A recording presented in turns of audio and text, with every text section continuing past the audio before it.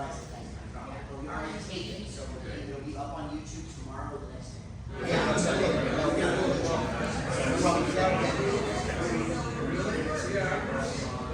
We have a party, but we're definitely going to play around too.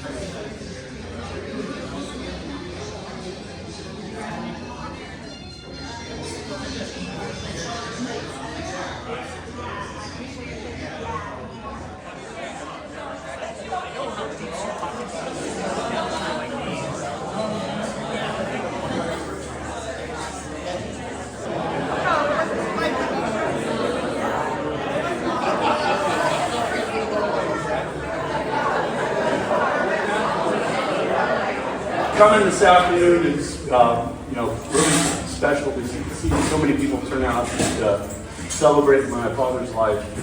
Really appreciate it. To open the proceedings today, I'd like to introduce a friend and colleague of my dad for a long time. It's the mayor of Atherton, Elizabeth Lewis. So thank you, Elizabeth. Thank you. So wonderful. Surely you about love yourself, of course. And I am so honored to be here. Can you hear me now? Okay. William's giving me the look. It is truly my great honor to be able to be in front of Jerry's friends and family at a moment like this, and to welcome you all to the town of Atherton, Holbrook-Palmer Park and Jennings Pavilion, and to celebrate Jerry's life. As you said, I'm the mayor of Atherton this year. It transfers in December. It does that every year. But a little background about my relationship with Jerry. I first became aware of him in 2006 when a sitting council member passed away suddenly and leaving a vacancy. And the other 4 council members said, well, we'll just call for people to volunteer and we'll vote, okay? Well, 8 people signed up to be elected or nominated by the 4 remaining council members. Jerry got a 3-to-1 vote. It was not unanimous, but it was a majority. There was a little controversy about that, but it all got smoothed out. So Jerry prevailed and began his tenure on the Atherton City Council. That was 2006. In 2008, there was a general election, and I ran for council my first time for a 4-year term. And why am I telling you this? Because what's significant is when I got seated on council, the row was that I was sat next to Jerry. In my first year on council, he became my mentor. And I looked up to him with awe and respect. Jerry was always prepared. He was thoughtful. He was measured in his remarks. He was always looking for the middle ground of compromise and collaboration. He showed up when he was called to duty. And he served on many San Mateo County boards, representing the town of Atherton with dignity and professionalism. Jerry was a gentle man, but he was also a gentleman. And when he decided in 2013 to step down from council, I was so sad because I didn't want to lose his voice on council because he was so influential, but he knew best. He went on to live his life the next few years with full of joy with his kids and trips and laughter, and with his, what I think was his secret sauce, his beautiful, amazing wife, Shirley. Well, she has history with the town of Atherton and volunteering. She had been an active Atherton volunteer over the years, serving on the Park and Rec Commission and even as chair, and always available for other ad hoc committees that enriched the town of Atherton life. Shirley was devoted to Jerry, and Shirley, in the last years, I believe, was the wind beneath Jerry's feet when he needed her. So while we're going to celebrate Jerry's life and talk about all the wonderful things he's done, we also honor and say thank you to Shirley for all that she has done and is doing for Jerry's memory and his legacy. Shirley, thank you.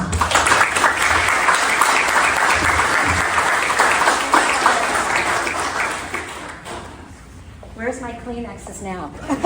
Big box back there. Well, that's a tough act out to follow there. Thank you, Elizabeth. That was fantastic. So I have a few remarks to make. Not a traditional eulogy, of course, if any of you know me. It's going to be a little different, but I do want to again say thank you all for coming. My dad would be so pleased to see all these faces out here today in his memory. Okay, sorry about that. Okay. If you can't hear me in the back, let me know. Give me the No, it's just bad hearing. I'm getting there too. So it has been a little rough over the past few weeks, but we're holding it together. Shirley and the rest of the family they asked me to express gratitude for everyone coming today. It's really special for us to be able to share the day. Some of you came from quite a distance. I know we got in Arizona, we got in Ukiah, we got people from Sacramento, the Central Coast. Anybody further? New York, maybe? One from New York, perhaps? Let me start. So we did put out the little flyer that has the obligatory dates and facts and figures and things, and the obituary that we printed. But I'm going to augment that a little bit. I will start with Jerome Jerry Carlson was born September 19th, 1936 at Inlow Hospital in Chico, California, to Alice and Ralph Carlson. My father left us on September 11th, yes, 9/11, in the early afternoon, surrounded by a few close family members. When he passed away that day, it felt like a couple of our towers tumbled on 9/11. Okay, so let's talk about some of the kind of the things that might better shape, who he was from a different perspective. We saw, a beautiful tribute from Elizabeth there. I'll start with a little bit on the younger years. So if you know us Carlsons, you'll understand why I had to put this in the program. So under the category very unlikely, my dad, he won a baby beauty contest in the 2 to 3-year-old category in 1938. So imagine that. None of us Carlsons ever been, confused for Brad Pitt. So very unlikely, but true story. He grew up in a small town called Richvale, California. He was in a 2-room classroom. There was the first through 4th grade room, the little room, and then the big room was 5th through 8th. He graduated with 4 people in his class. Okay? That's like Little House on the Prairie stuff. So he was covered. So small town, you get a lot of press. People are noting, the participation that he had in just about everything related to the school activities. But his 10th birthday party was covered in the local paper. And I did want to share a paragraph from that. Jerry celebrated his 10th birthday Thursday with a lawn party at the home of his parents, Mr. and Mrs. Ralph Carlson. 16 boys were present, ranging in age from 8 to 12. Patriotic thanks were given as favors, and the large birthday cake was also decorated in national colors. This is, 1946, right? So that's what's going on that time around the world. Jerry's grandparents, Mr. and Mrs. H. Geese, 2 aunts, Mrs. R. Brereton and Mrs. W. Geese of Orville were present for the afternoon, and 15 close neighbors were all invited for the buffet supper at 7. That was 1946 social media right there. Well covered child party. My dad was in the Orville chapter of the Future Farmers of America. He won a parliamentary procedure event in Chico, California.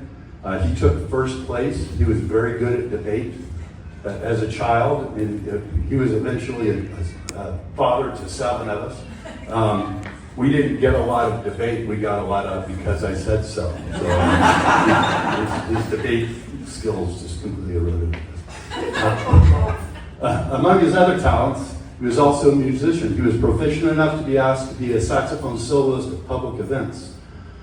At one function, he played Liebesraum, which is Love Dream by Franz Liszt, if you're familiar with his pretty difficult piece. And so that's quite the thing. We actually have something coming up. So the same saxophone that he played way back then, a close family friend, Dan Pena over there, is going to come up and bring the old horn to life.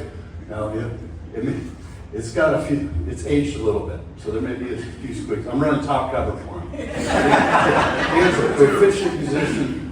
The horn may or may not cooperate. We're going to find out. All right. My dad had bad hay fever his whole life, right? And he always had the handkerchief in his pocket. You'd see it, pull it out pretty often. But nonetheless, when he was growing up, he would be out mowing the lawn, sneezing. He worked the rice fields, through all that. He finally got away to college, went to UC Davis, got an ag economic degree there, and then took a job at Hewlett-Packard in the early days, and he discovered indoor work and filtered air, and he never looked back. So I was sent up on the summers in his stead to work on the farms there. That was kind of the peace offering. I think that was the chip, the bargaining chip. I forgot to mention up front, I wrote it down actually, that I'm Steve Carlson, probably my dad's favorite. I didn't want to not say that. Okay. My dad was a booer, okay? He loved to go to sporting events and boo. He loved booing more than cheering. Right? He seemed to be happier if things were going bad. I don't know what that means, but it was pure Jerry. Okay? Yeah, I might come back to that. All right. These are completely extemporaneous remarks. Okay, Dad was a good father. above all, he was a loving parent, and he always wanted the best for us. He could be direct and unflinching when called for. This is something I know a little bit about. He looked for the lessons in the situations that we put ourselves into. One of the more recent ones, I guess I vividly recall, I was going through a pretty contentious, painful divorce, and I was kind of looking for some commiseration with him, and he listened for a bit, and then he turned and looked at me and said, "You married her." I just said, "Good point, I guess I gotta suck it up." We almost lost Dad a couple years back. He had a pretty serious illness. He was in the hospital. We've always considered the time we had with him since bonus time, right? Because it was really not good. And this was a very vivid, touching memory to me. My sons and I were visiting. Shirley was there. I can't remember if everybody was there, but my dad did not look good. We were all worried. He was worried, you could tell. But there was one point in the afternoon where he was just looking at Shirley and started to cry and reached out for her, sobbing, and said, "I love you so much." All right, they embraced it. It was like the most intimate moment I've ever witnessed between, two people. And really, really special. And I tried to, get the boys to go outside, give them a little privacy. And my dad said, "Don't go. I'm not ashamed." It was really something. Yeah. I never understood my dad's sense of humor, okay, but I do know that I was able to make him laugh really hard at least one time. Right? It's called this series of unfortunate events. I was setting up for a Father's Day barbecue in the backyard, carrying a big table with folding legs on it. There's a garden hose out. I trip. Then there's a pot, put my hand through it, and the table leg slammed down on my hand, and then a leaf blower fell off something and slammed on my hand again. And I told the story to my dad, and I had never heard him laugh so loud. Yeah, I thought there might be a little sympathy or something. And then, Christy would arrive, and he goes, "Tell her the story." And the second time he laughs even louder. Yeah, so he likes a little slapstick. All right. We had a Friday afternoon phone call ritual where me and my boys would get on the phone with Dad and get him caught up on what the happenings of the week were. My younger brother Craig, who's passed, used to run cover for us on most of that, but we took up the flag. Craig was kind of the aggregator of the information before. But it often felt like kind of a chore having to check in with the boss and give him the weekly report. Now I really miss checking in with the boss. The calls always end with "I love you lots," and that's how we kept in touch. My dad was not a complainer.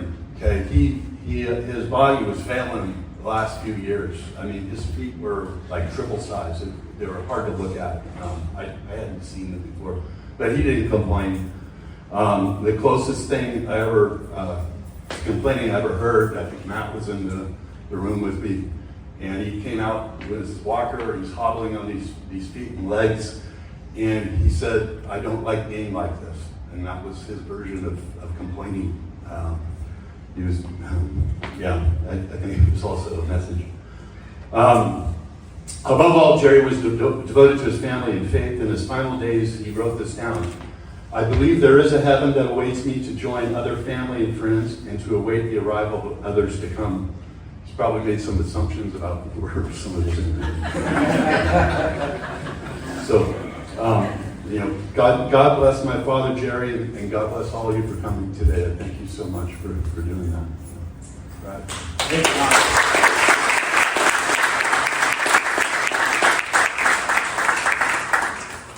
So next up, we have this 60-something-year-old saxophone. So Dan Pena, I'll just do a quick story about Dan. So Dan was a very close friend of mine in college. Brought him into the family fold. The first time my dad met him, he pulled me aside afterwards. He goes, I don't know about that guy, Dan.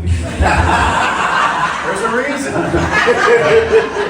But truth be told, in the past 10 years or something, Dan is probably his favorite son. All right. So, Dan, are you ready? I was ready, so I'm going to be. Okay. I apologize in advance. I had an executive decision to make. I could bring my horn, but I wanted to honor, I call him Mr. C. He wanted me to call him Jerry. I couldn't, out of respect. So I'm going to do my best. If it squeaks, I apologize in advance, but... So, I'm sorry, I should also say, this was a written request, one of his last requests that Dan played something. yeah, I was expecting to just sit here with you guys and enjoy, but no, I don't. But I'll do Mr. C. Mr. C. So he asked Amazing Grace, so I'll do my best with that.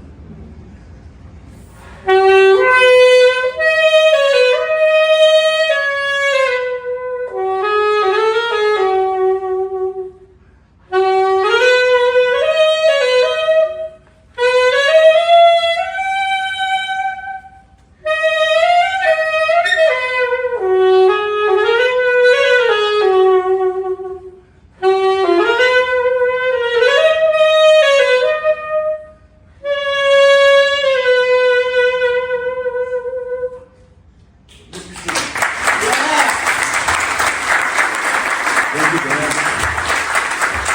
It's just that high note there. Yeah. Christy, are you ready to come up?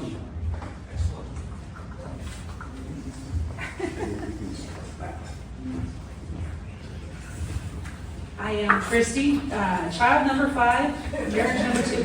Favorite child of marriage number 2.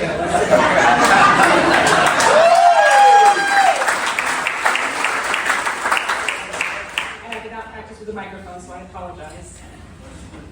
At Dad's request, another of his requests for today, I will read from the family Bible that he has held on to for many, many years.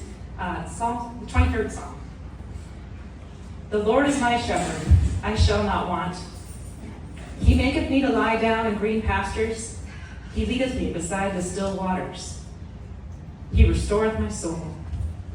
He leadeth me in the paths of righteousness for his name's sake. Yea, though I walk through the valley of the shadow of death, I will fear no evil, for thou art with me. Thy rod and thy staff, they comfort me. Thou preparest a table before me in the presence of mine enemies. Thou anointest my head with oil. My cup runneth over. Surely goodness and mercy shall follow me all the days of my life, and I will dwell in the house of the Lord forever. Now, our little brother, Matt, would like to say a few words.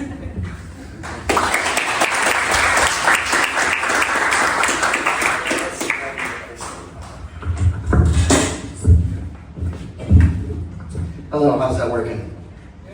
For those who don't know me, I am Jerry's stepson, Matthew James, second favorite stepson, marriage number 3. I just want to start off today by saying thank you to everyone for coming, supporting my family, and showing respect and love for my stepfather. I never really got to know my biological father. As far back as I can remember, Jerry was dad. Pop, or Popsicle, as I would affectionately call him. He didn't like that one so much. I have to say that I'm forever grateful to Jerry for bringing me, my mother, and my sister Jennifer into this amazing family. I remember growing up, and my mother asked me when they were first getting married, do you want to change your name? When I changed my name to Carlson. And I remember very vividly telling my mother, I was like, no, I like my name. Because I knew, even at that young age, that a last name did make you family. I knew that experiences, time together, growth, that made us family. Made us family.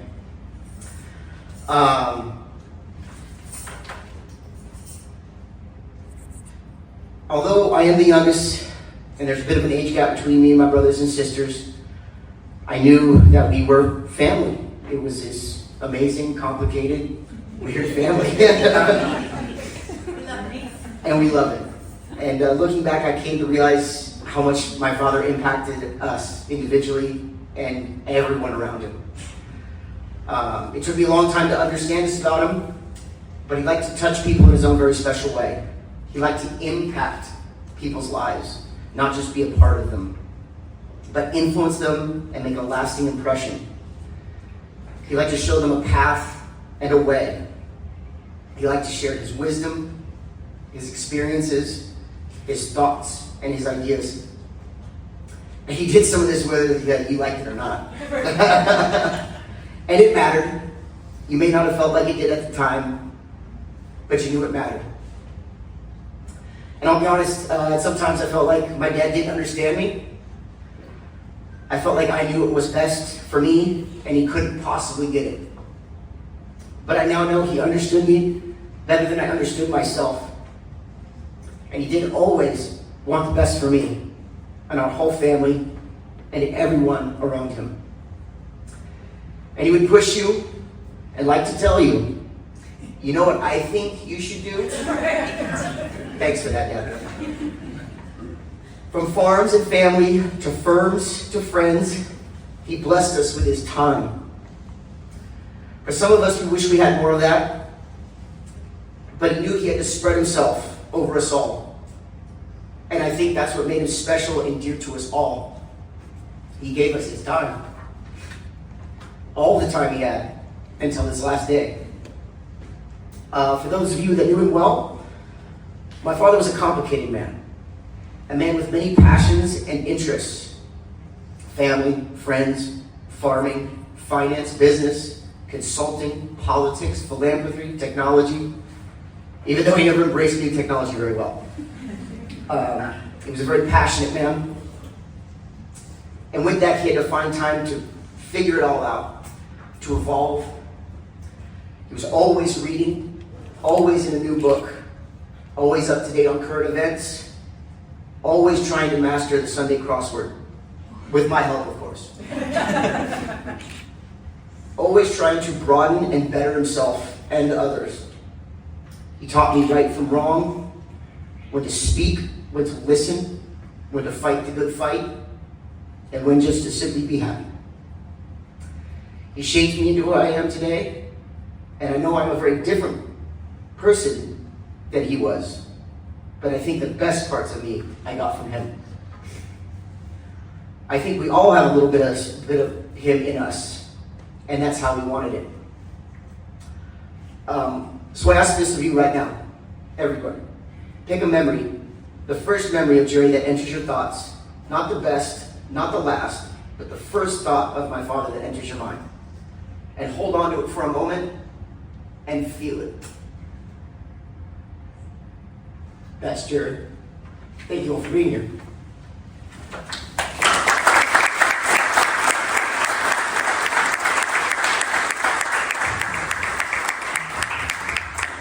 Thank you, Matt. Well done. I just realized when you talked about the crossword that I skipped a part.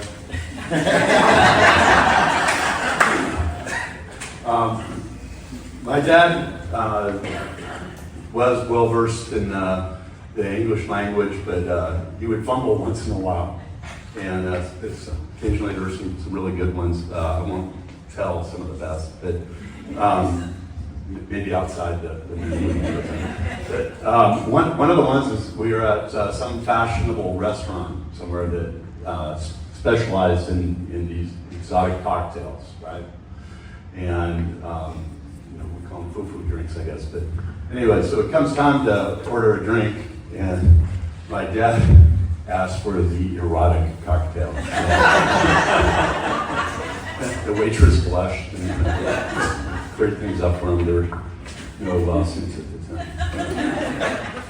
What I'd like to do now is Matt had you kind of express a remembrance to yourself. If anybody would like to come to the mic and share a memory of my father or some other happening for that matter, I'd like to welcome you. I know Steve Body is my brother-in-law has requested the first slot here, but if any else would like to come up and say a few words and think about what you might want to say, you can get the mic. Some Pete, I don't know.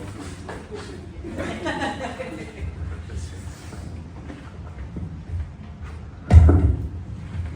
Is that okay? Great. All right, good afternoon. For those of you who don't know me, my name is Steve Body, and I'm the husband of Sheila Carlson, daughter of Jerry, which makes me his son-in-law. And I am proud to say that I am one of Jerry's kids. First off, I would like to thank the Carlson family for organizing such a lovely celebration. In particular, Shirley Carlson, whose unwavering strength during this difficult time has been amazing. Thank you. I would also like to thank the town of Atherton for letting us use this beautiful park to celebrate Jerry's life. I used to live and work in Menlo Park and used to come here on my lunch breaks, play tennis, walk the gardens. So being here today is a little bit surreal. There are two things that jump out at me when I think of Jerry: his love of family and his generosity. I did mention that I am one of Jerry's kids. Now, becoming a Jerry's kid is not exactly an easy task. I mean, you gotta work for such an esteemed title. I remember going to the Christmas Eve celebrations at the Atherton house.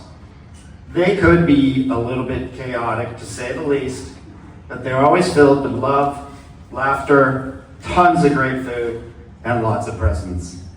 If you were designated as Santa at those events, you were in for a lot of work. Jerry also hosted a Maui trip over Thanksgiving for the family. That was a lot of fun. It started on the flight over and did not end until we got all the way back home. No matter what activities we had planned for the day, you could always find Jerry on the beach, soaking up the rays and reading his books. I will tell you, that guy can sport a great tan. When I decided to propose to Sheila, I realized I should do the honorable thing and ask Jerry for his daughter's hand in marriage. Honestly, I was terrified. But Jerry and Shirley made me feel welcome, warm, and comfortable. Fortunately, he said yes, and we were soon toasting champagne. Our wedding day came and went, and our honeymoon, when we were checking in at the hotel, we were also in Hawaii. Though the folks at the bell desk were acting a little strange, so we were kind of wondering what was going on. When they took us to the room, somebody had upgraded us to the honeymoon suite, oceanfront. It was amazing. Jerry never admitted that it was him.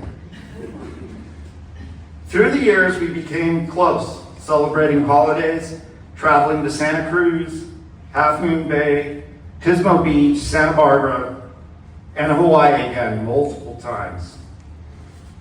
When I lost my parents, Jerry and Shirley were a pillar of strength for me. I hope I can be the same as we navigate the next chapters. Jerry, we love you and miss you, and I am proud to say I'm one of Jerry's kids. Thank you.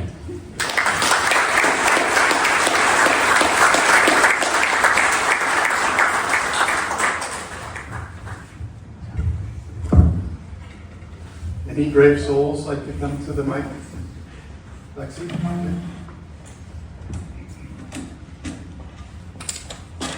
So Lexi is my brother's foster daughter. Was that right? I suppose so. Okay. Yeah. Hello, everybody. And for those who don't know me, my name is Alexis Attaway, and I'm 16 years old, and I am the daughter of Kelly and Craig Carlson. Sorry about that. I have been a part of this family for about 2-3 years now. Not here for long, and I didn't get to know him as well as I wanted to, but he was very welcoming to me when I entered the family. No questions asked, and every time I talked to him, he was so interested in all my stories, and I had a lot to tell. And whether I was complaining about an awful English teacher, or he was questioning me about what I was doing at ROTC that day. And he was a great man, and I am very grateful to be a part of this family. It can be chaotic sometimes, but we need some laughter. So we're not boring.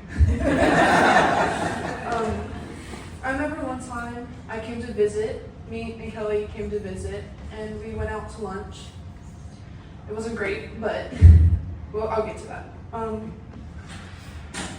As some people may know, I'm a very picky eater, so I ordered a cheeseburger, and it wasn't that great, and he decided to start cutting me up some of his filet mignon and started giving it to me one by one. I'm like, you can ask Matt, the burger was not great. And it was some, that filet mignon was good though. But,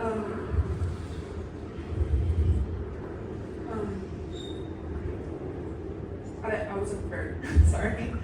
But he was a really great person to talk to, and he would always listen to every little detail that I had to say, and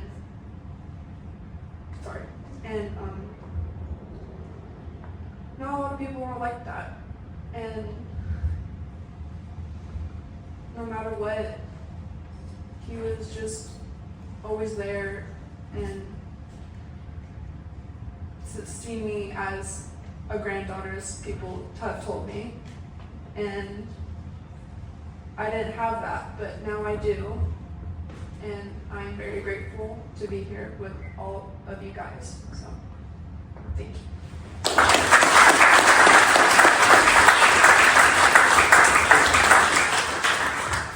Anybody?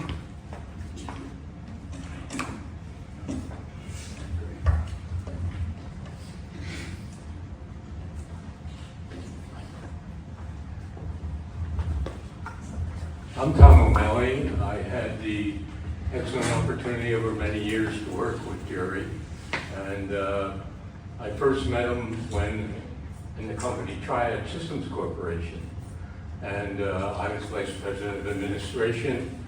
And at that time, we moved our Chief Financial Officer into the operations area. So we were out trying to recruit someone. And I was in charge of the recruiting effort. And that particular area is where I had the opportunity to meet Jerry, to make the recommendation that Jerry be hired at Triad Systems Corporation as the Chief Financial Officer. Over the years, we did a lot of work together. We were on teams and that kind of thing, and formed, I think, a very good friendship during this period of time. And Jerry left Triad before I did, and we still would meet for lunch and that kind of thing, but we weren't directly hitting with each other. I left Triad, and at that time had been the founding chairman of an organization called the Tri-Valley Business Council. And the Tri-Valley Business Council was responsible with the Tri-Valley rapidly growing. It looked to many of the people in the community like it wasn't growing properly. So this organization was basically formed to bring business with government, with the community, and really try to make sure a rapidly growing area was growing properly. And very shortly after I started in this job, Jerry came around and told me he was kind of really involved in getting an organization, the Pleasanton Bank, and he was interested in getting involved in the community. And he signed on as one of the board of director members for the organization. And again, we had the opportunity to work together on several different things going on within the community. Jerry was very interested in agriculture and open space, and we had an agriculture and open space committee. He joined that committee and was really one of the key members. And over a couple of years, I kind of left, I retired from the business council jury. The bank was closed, and we still kept getting together maybe every 3 months or so. And I just have to say that Jerry was a very good friend. I really enjoyed working with him. I learned a lot of things from him, and I hope he learned a lot from me. But he'll always be in my memories. Thank you.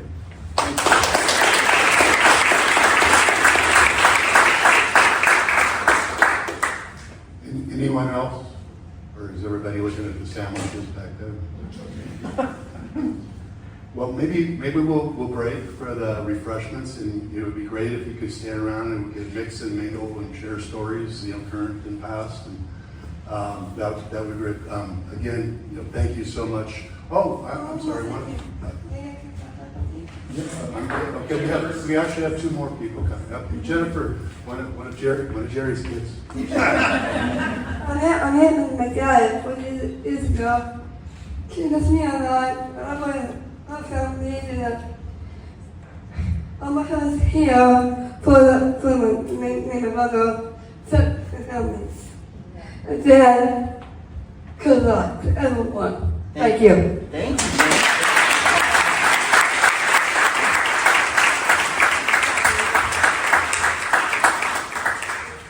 Jerry's grandson Eric would like to say a few words. I think I could have written a poem. Yes. Hi everyone, I'm Eric Carlson, and as Steve mentioned, I'm one of his sons, and I'm also one of Jerry's 4 grandchildren, aka the multimedia guy who's been running around all afternoon, so if I got in your way, sorry about that. In other words, please direct all of your complaints to my father. That being said, I have something written in a different format, so please bear with me.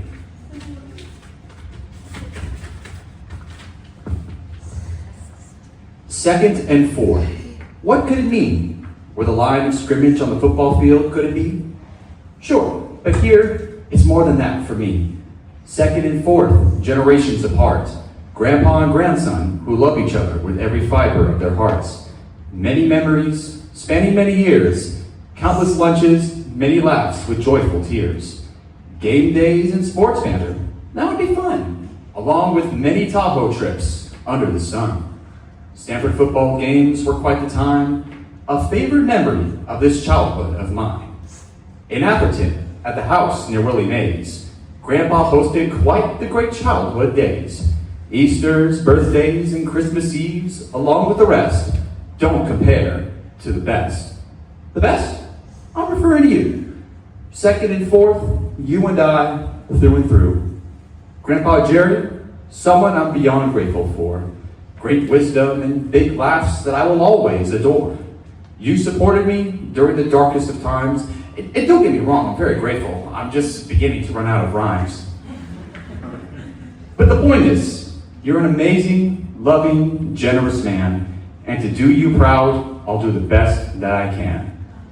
Although you are gone and things will be the same, nonetheless, I am proud to forever carry your name. Second and 4th means more than generations. It describes my love for you and all its iterations. I come to the end of this rhyme, wishing I had more time. Saying goodbye can be scary. Fly high, Grandpa Jerry. Love, your grandson.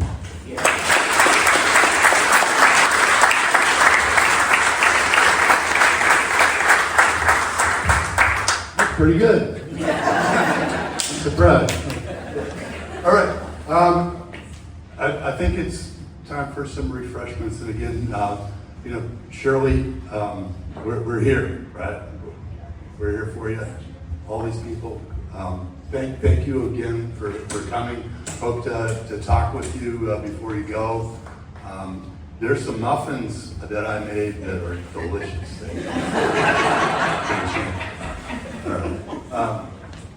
So yeah, I didn't think of a closing, so thank you. Let's eat.